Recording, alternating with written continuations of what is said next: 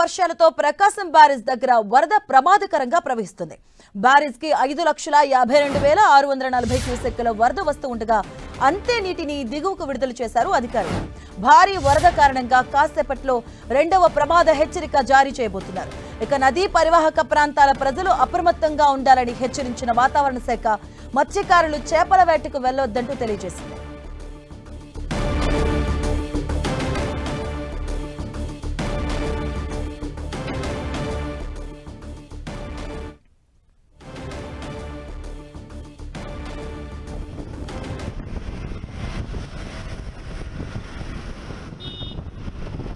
ఎగువన కురుస్తున్నటువంటి వర్షాలతో ప్రకాశం బ్యారేజ్ దగ్గర వరద ప్రమాదకరంగా ప్రవహిస్తూ ఉంది.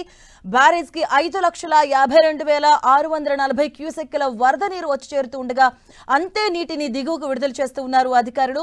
భారీ వరద కారణంగా మరి కాసేపట్లో రెండవ ప్రమాద హెచ్చరికను కూడా జారీ చేయబోతున్నారు. ఇక నదీ పరివాహక ప్రాంత ప్రజలను అప్రమత్తంగా ఉండాలని సూచిస్తూ ఉన్నారు. వాతావరణ శాఖ హెచ్చరికలు జారీ చేస్తూ ఉంది. అలాగే మరోవైపు మత్స్యకారులు ఎవరు కూడా చేపల వేటకు వెళ్లవద్దంటూ తెలియజేసింది వాతావరణ శాఖ.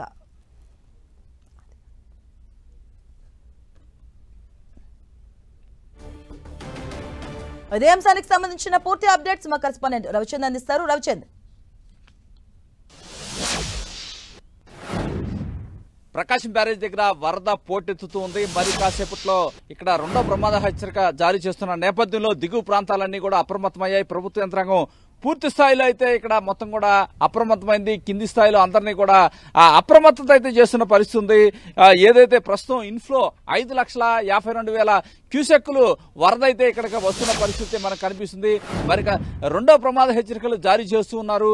దిగువ ప్రాంతాల్లో మొత్తం కూడా సముద్రంలోకి వచ్చిన వాటర్ వచ్చినట్టు కూడా సముద్రంలోకి వెళ్లిపోతున్న పరిస్థితి. మొత్తం కూడా విజయవాడ మొత్తం కూడా ఏదైతే రిటైనింగ్ వాల్ నేపథ్యంలో అక్కడ సేఫ్ అయితే ప్రస్తుతం విజయవాడలో ఉందని చెప్పుకోవచ్చు. ప్రస్తుతం మనం ఇక్కడ ఏదైతే విజయవాడ కింది ప్రాంతంలో ఇక్కడ మనం ఉన్నాం, ఇక్కడ చూస్తాం వరద ఏ విధంగా పోటెత్తుతుందో ఇక్కడ మనకు కనిపిస్తుంది.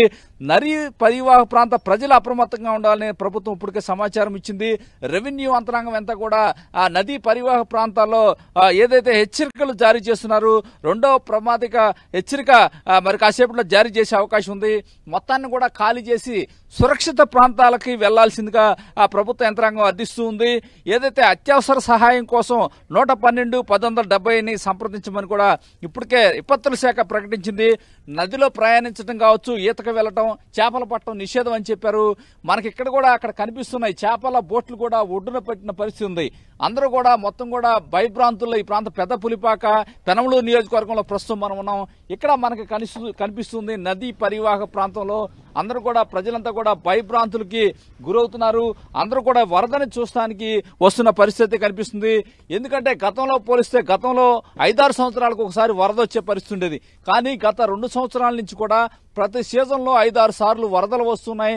లక్షలాది క్యూసెక్లు సముద్రంలోకి వెళ్తున్నాయి. ఈ ప్రాంతంలో ప్రజానీకం నిరంతరం కూడా వర్షాకాలం వల్ల కూడా భయభ్రాంతులకు గురవుతున్న పరిస్థితి మనకు కనిపిస్తుంది. అందరూ కూడా ఎక్కడికక్కడ అందరూ కూడా ఉన్నారు.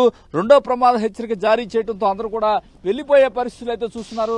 ఎందుకంటే దగ్గరలోనే పునరావాస కేంద్రాలను కూడా ఏర్పాటు చేశారు.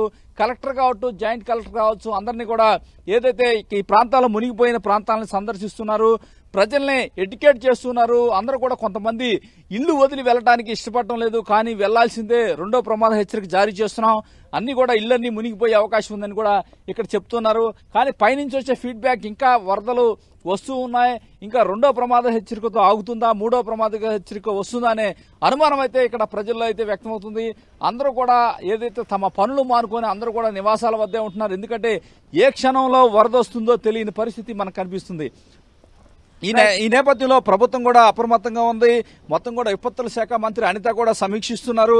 మరోవైపు విపత్తుల శాఖ కూడా నిరంతరం ఇదే పని మీద ఉండి ఎప్పటికప్పుడు హెచ్చరికలు జారీ చేస్తూ ప్రజలనైతే అప్రమత్తం చేస్తున్న పరిస్థితి కనిపిస్తుంది. ప్రకాశం బ్యారేజ్ వద్ద గంట కూడా వరద ఉధృతి పెరుగుతుంది. ప్రస్తుతం 5,52,000 క్యూసెక్కుల వరద అయితే వస్తుంది. మరి కాసేపట్లో రెండో ప్రమాద హెచ్చరిక జారీ చేసే అవకాశం కనిపిస్తుంది. Right, thank you Ravichandra.